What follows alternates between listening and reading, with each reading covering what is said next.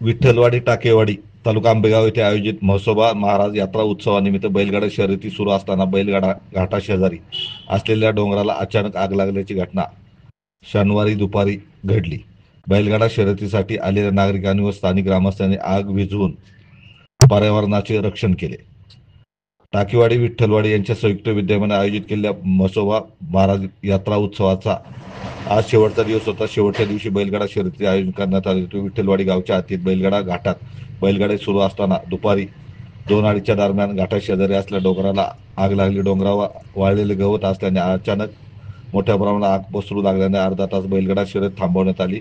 विठ्ठलवाडी टाकेवाडी गावचे सरपंच, उपसरपंच, पोलीस पाटील, स्थानिक ग्रामस्थांनी आग विझवण्यासाठी शर्थीचे प्रयत्न केले, मात्र या आगीत ग्रामपंचायत माध्यमातून गायरान डोंगरावर लावण्यात आलेल्या शेकडो फळ झाडे व इतर वृक्ष जळून खाक झाले आहे।